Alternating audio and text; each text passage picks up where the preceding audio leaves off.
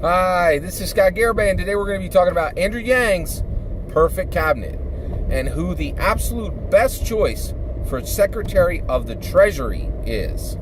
That person, in my opinion, would be current CEO of Google, Sundar Pichai. All right, so let's talk about Sundar Pichai. So Sundar Pichai is the CEO of Google. Now, I'm going to tell you a quick story and tell you exactly why I think he should be Secretary of Treasury. I am an absolute huge Google fanboy. The way, a lot of people are Apple fanboys, I understand that. They have a really cool product. I have many friends who are just like super down with Apple. I'm that way with Google. I'm a technology professional. I absolutely love technology. And in my opinion, I have never seen a company execute across the things that I really need the way Google does. I trust Google more than I trust any company on the planet, all right? And a vast amount of my data is with Google, and I'm just thrilled with everything I get from Google. It is just it makes me so happy, and I love Google. I absolutely love Google. So let me give you a quick story, all right? So I hate large purchases. They are really... They make me tear my hair out. I don't like buying cars, and I don't like buying phones. And the reason why is they're incredibly complicated because they involve multiple companies, right? And the reality is you're going to be putting down a large amount of money, and then you're going to deal with that piece of technology. I used to deal with phones for 3, 4, 5 years, right, at a time. I'm trying to now just buy a new phone every 2 years to make it simpler, and we'll see if we get there. But I was looking for, this is about 3, 4 months ago, I was looking for a new phone. I was finding it incredibly stressful because I was reading all kinds of reviews, and everybody was saying something different, and then I would talk to people, and everybody was saying something different. And then finally, basically, I just got an ad. An ad was served up to me and said, listen, you can get a Google Pixel for $400. And I was like, what? All right, so I've wanted Google Pixel is a very high, it's like the Lamborghini of phones. Google Pixel, and more than 3 or 4 months ago, you couldn't touch a Google Pixel for less than $800, and often they were running $1,200, right? But this said you can get a Google Pixel 3A. It's a brand new model, and you can get it for $400 cash, right? And I was like, bet, I'm in. That's perfect, right? And my brain shut off when I heard this. I was like, I don't care. I don't want to know any of the numbers. I'm not going to read another review. I love Google. I wanted a Google Pixel for 2 years. And frankly, I trust Google. I trust that if I give $400 to Google, I'm going to get a crazy awesome phone. And I did that, right? And I'm shooting this video today on my Google Pixel 3A. I have never been more happy with a technology purchase than I am with my Google Pixel 3A. I recently learned that it has 64 gigabytes of RAM. I didn't even check before I bought the phone. I didn't check the processors, I didn't check the RAM or anything.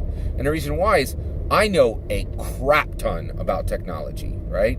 And Google knows a crap ton more than I do, right? Like just a whole lot more about tech than I do. And so the thing is, when it comes to tech, you can trust Google. All right. So Google put their faith in Sundar Pichai. And so what I'm saying is, in Sundar Pichai, you have a world-class tech leader, okay? And frankly, the world is tech now, right? If you ain't been paying attention, tech rules everything around you. It is the most important language in the world today is code. Period. End of sentence, right? So basically, on the most important topic in the world today, technology, because it impacts every single other thing, the number one company in the world put their faith in one person, and that was Sundar Pichai. And I am saying that Sundar Pichai has to be in Andrew Yang's cabinet because the most important company in the world right now, Google, trusted this person, right? And the thing is, I trust Google, they trusted him, right? And the reality is, he is brilliant. He's a Wharton graduate, he's a Stanford graduate, he was born in India, but he's an American citizen, right? His meteoric rise through Google is incredible. They gave him Google Toolbar, just some jank little piece of just some jank little trinket app that they had, right?